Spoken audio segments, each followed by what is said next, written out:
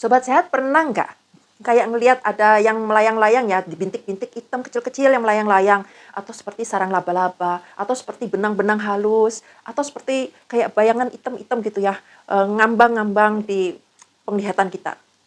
Mungkin Sobat Sehat pernah coba melihat itu langsung ke si bayangan hitam-hitamnya. Tapi kok kayaknya mereka itu ngambang-ngambang ya.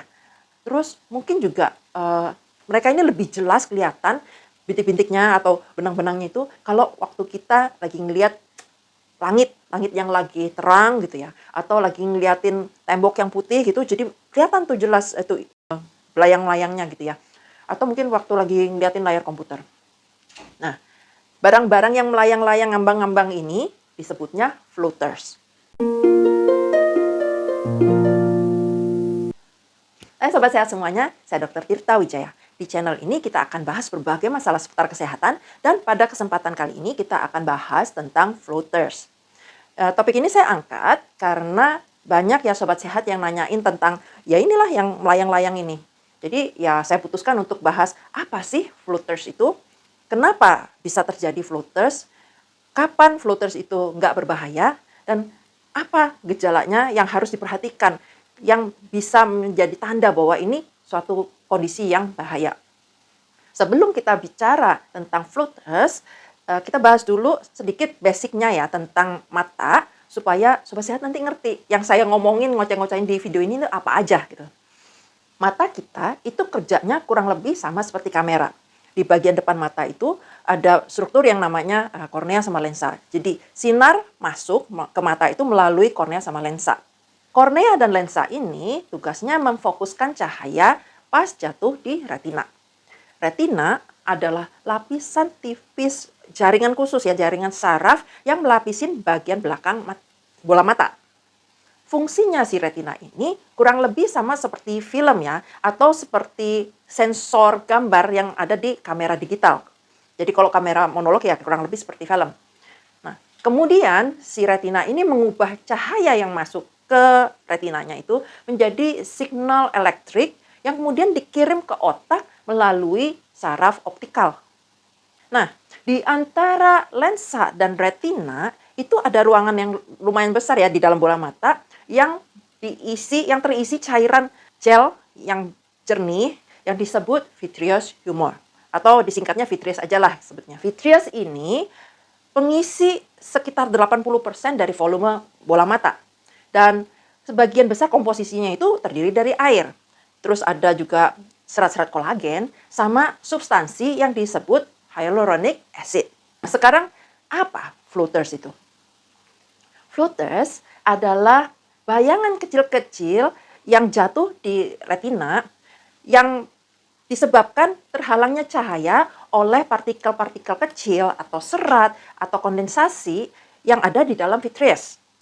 Jadi dengan kata lain, bintik-bintik yang ngambang-ngambang atau benang yang ngambang itu yang kayak sarang laba-laba, itu barangnya itu bukan ada di depan mata kita, melainkan berasal dari struktur-struktur yang ada di dalam vitreous yang menghalangin cahaya yang masuk ke bola mata atau ya yang menyebarkan cahaya. Jadi cahaya yang masuk itu nggak bisa langsung kena ke retina karena ya kealingan sama si barang-barang kecil-kecil ini. Nah, begitu cahaya masuk, karena ada si barang kecil-kecil ini di dalam vitreous, jadi timbul bayangan kan di retinanya. Nah, otak kita menginterpretasikan bayangan ini sebagai bintik-bintik yang ngambang-ngambang, benang, bukan bintik ya, kadang bentuknya seperti lingkaran, seperti sarang laba-laba, atau seperti uget-uget, macam-macam ya. Nah, karena si partikel-partikel ini bergerak di dalam vitreous gel ya. Gel itu kan jadi nggak cair-cair banget ya, agak kental. Jadi gerakannya jadi nggak langsung mengendap gitu loh. Jadi agak melayang-layang. Dan itu kalau mata kita bergerak, kepala kita bergerak ya, kadang ikut gerak itu barangnya, nggak jadi ngendap dia. Terus kadang kalau diam ya lama-lama dia ngendap gitu, mengendap. Nah, banyak orang yang menggambarkan si floaters ini sebagai bintik-bintik hitam atau bercak-bercak yang keabu-abuan gitu ya, atau seperti benang-benang halus, ada benang-benang gendut, ada yang seperti sarang laba-laba, ada yang seperti cacing, ada yang seperti lingkaran, macam-macam lah. penampakan si floaters ini bisa berbeda-beda dari orang satu ke orang yang lain. Kenapa terjadi floaters? Penyebab paling umum terjadinya floaters itu adalah usia. Dengan seiring bertambahnya usia, vitreous itu mengalami perubahan secara perlahan ya, strukturnya mulai berubah. Serat-serat kolagen yang ada di dalam gel vitreous ini mulai menggumpal, mulai nggak rata. Jadi vitreousnya ini mulai nggak jernih lagi ya, ada cempluk-cempluk-cempluk gitu. Proses ini disebut vitreous syneresis. Seiring dengan berjalannya waktu, sebagian dari vitreous ini juga bisa mengkerut dan lepas dari retina. Proses ini disebut posterior vitreous detachment atau sering disingkat sebagai PVD. Yang namanya posterior vitreous detachment ini sangat-sangat sering terjadi dan semakin sering terjadi, semakin umum seiring dengan bertambahnya usia. Berbagai penelitian menunjukkan bahwa baik degenerasi vitreous atau posterior vitreous detachment itu semakin tinggi keterjadiannya setelah usia 50 tahun. Dan ya makin tua makin sering kejadian. Siapa yang lebih berisiko atau lebih mungkin mengalami floaters? Ini ada beberapa faktor yang bisa meningkatkan kemungkinan terjadinya floaters ya. Antara lain ya tadi itulah usia. Terus yang kedua adalah rabun jauh atau nama lainnya itu miopia atau orang sini sering bilangnya itu mata minus ya. Terus yang ketiga adalah mereka yang pernah operasi katarak sebelumnya. Terus inflamasi atau radang mata, contohnya uveitis, sama yang pernah mengalami luka cedera trauma mata, sama adanya beberapa kelainan retina tertentu ya.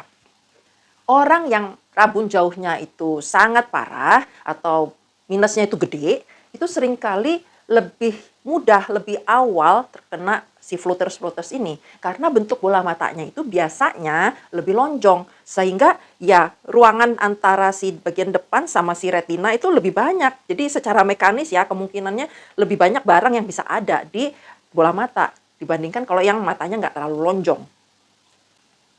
Sebagian besar floaters itu nggak bahaya. Kalau sobat sehat itu punya floatersnya sedikit ya jumlahnya, udah gitu ya segitu-gitu aja, beberapa bulan, bahkan beberapa tahun ya nggak nambah ya segitu-segitu aja, relatif stabil, ini biasanya nggak perlu dikhawatirkan. Sebagian besar orang perlahan-lahan itu akan kayak gimana ya, kayak nggak kelihatan lagi kelamaan, karena otak kita secara otomatis mengabaikan si floaters-floaters ini, dianggap ya ini ya dianggap nggak ada meskipun barangnya masih ada. Proses ini disebut neuroadaptation atau ya itulah si saraf kita beradaptasi untuk mengabaikan gangguan-gangguan visual. Seringnya floaters-floaters ini memang mengganggu, kelihatannya di awal itu kayak ini banget ya, kok mata aja kayak ada ngambang-ngambangnya. Tapi setelah beberapa minggu atau beberapa bulan biasanya udah nggak terlalu mengganggu lagi. Tapi ada kalanya floaters itu harus dianggap serius. Jadi bukan semua floaters itu nggak berbahaya. Ini adalah bagian yang paling penting dalam video kita kali ini. Jadi meskipun sebagian besar floaters itu nggak berbahaya, tapi kalau ada perubahan yang sangat mendadak pada floaters, itu bisa jadi merupakan tanda terjadinya robekan pada retina atau lepasnya retina. Sobat sehat perlu segera mereksain mata ke dokter spesialis mata kalau mengalami itu ya, floatersnya mendadak makin banyak. Jadi floaters yang bertambah puluhan bahkan ratusan dalam waktu yang sangat singkat itu ya nggak sama dengan floaters yang segitu-gitu aja yang jumlahnya sedikit dan nggak terlalu drastis perubahannya dalam waktu yang panjang. Ya, jadi kalau mendadak tambah banyak, mendadak makin parah, itu cepat-cepat diperiksain. Karena perubahan yang mendadak ini bisa terjadi misalnya kalau si vitreousnya itu menarik si retinanya. Terus yang kedua itu kalau ada kilat-kilatan cahaya, kelap-kelip.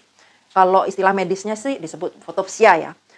Orang itu kadang menggambarkan macam-macam tuh. Ada yang seperti kilat-kilatan petir gitu ya. Ada yang seperti melihatnya kilatan kamera, flash gitu. Atau seperti lampu yang rusak, yang kejut-kejutan lampunya. Macam-macam. Tapi yang jelas cahayanya itu nggak stable gitu. Cahaya yang kilat-kilat ini terjadi karena si retinanya itu tertarik. Dan tarikan mekanis si retina itu bisa menstimulasi si sel-sel retinanya. Seolah-olah dia menerima cahaya, padahal nggak ada. Terus yang ketiga itu kalau floatersnya timbul setelah terjadinya trauma atau cedera di mata. Semua cedera mata yang signifikan harus segera diperiksakan dengan segera karena trauma atau cedera mata itu bisa menyebabkan robekan retina, bisa menyebabkan perdarahan di dalam bola mata atau komplikasi serius lainnya. Ada pasien yang menggambarkan itu seperti seolah-olah ada tirai gelap yang turun menutupin lapang pandang. Ada juga yang merasa penglihatan perifer itu yang di samping-sampingnya itu makin berkurang. Jadi di tengah itu penglihatannya dia awas ya, tajam, tapi di samping-samping itu kayak makin sempit gitu loh. Berbagai gejala ini mungkin disebabkan oleh terjadinya perlepasan retina atau retinal detachment yang merupakan kegawatan mata yang sesungguhnya. Apa sih retinal detachment itu? Kenapa kok saya bilang gawat? Jadi gini, normalnya retina itu dia nempel ke dinding belakang bagian dalam bola mata. Nah, kalau terjadi robekan retina, itu cairan yang ada di dalam rongga mata bisa masuk ke dalam robekan ini dan mengisi sela di antara retina sama dinding belakang bola mata. Jadi cairan yang masuk ini nanti bisa memisahkan antara si retina sama si dinding belakang bola mata. Padahal si retina ini dapat nutrisi, dapat makanan dari si dinding belakang bola mata ini. Jadinya nanti si retinanya nggak dapat makanan, mati dia jaringannya. Kalau retina mati, ya nggak bisa berfungsi, nggak bisa melihat. Kondisi ini, lepasnya retina dari jaringan yang menutrisi ini disebut retinal detachment. Kalau nggak ditanganin dengan segera, retinal detachment ini kalau sampai rusaknya permanen, ya buta permanen. Bagian yang retinanya rusak nggak bisa melihat. Tapi bagusnya, kalau didiagnosis awal, diagnosis dini, dan dilakukan penanganan dengan segera, ini seringkali bisa diselamatkan penglihatannya. Jadi perlu segera diterapi, diperbaikin sebelum si sel-sel retinanya itu rusak permanen. Itu sebabnya kalau terjadi kilap-kilap yang mendadak atau floatersnya nambah banyak dengan drastis atau terjadi menghilangnya, berkurangnya lapang pandang, itu jangan diabaikan. Semakin awal, semakin dini ditanganin, itu semakin bagus. Time is vision. Seperti yang selalu saya bilang ya, lebih baik kita keparnoan. Kita anggap kenapa-napa, terus diperiksa, ternyata nggak apa-apa, dibandingin kita nganggap, oh ini floaters biasa aja, kemarin dokter Tirta bilang sebagian besar floaters itu nggak apa-apa, nggak berbahaya. Tapi ternyata hilang penglihatan. Jadi jangan nganggap enteng gitu loh. Maksud saya lebih baik kita periksain. Ya. Nah, meskipun perubahan vitreous yang disebabkan usia itu merupakan penyebab floaters yang paling umum, tapi ada juga hal-hal lain yang bisa menyebabkan perubahan floaters. Seperti perdarahan pada vitreous, di mana ya itulah ada darah di dalam vitreousnya. Terus ada radang di dalam bola mata atau uveitis. Terus adanya robekan retina, lepasnya retina, detachment itu ya tadi retinal detachment, sama komplikasi tertentu dari diabetes atau kencing manis pada mata. Kalau sel-sel darah atau sel-sel radang masuk ke dalam mata, ya ini bisa timbul bayangan itu ya jadi kelihatannya seperti floaters ya.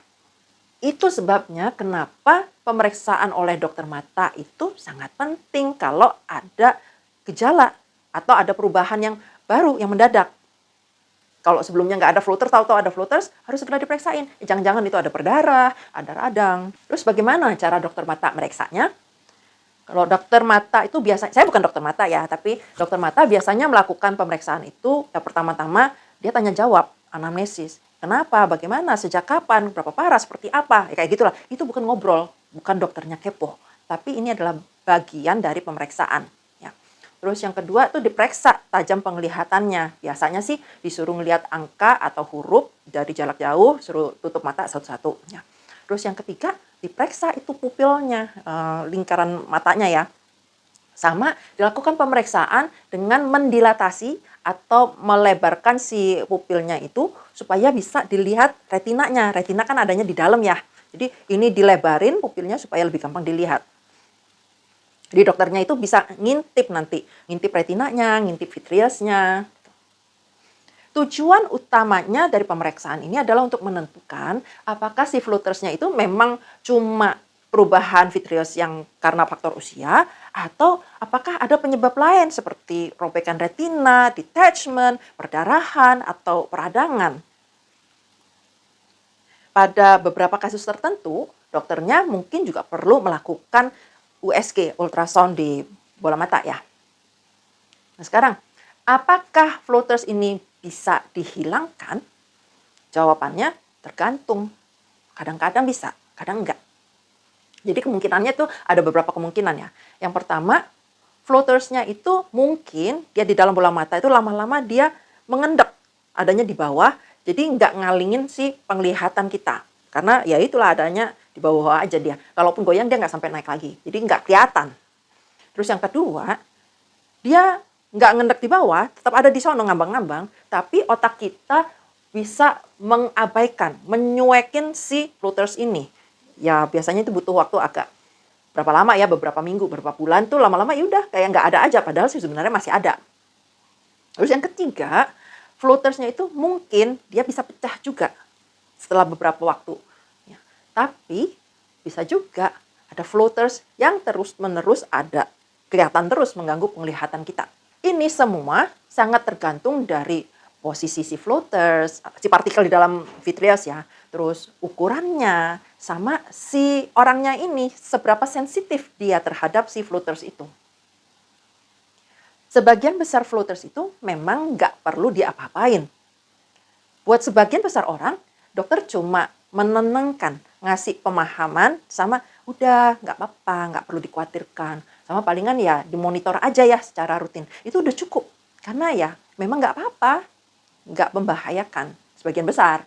Tapi untuk beberapa kasus tertentu, kalau memang perlu, ya ada sih sebenarnya pilihan terapinya. Contohnya itu vitreolisis dengan menggunakan laser.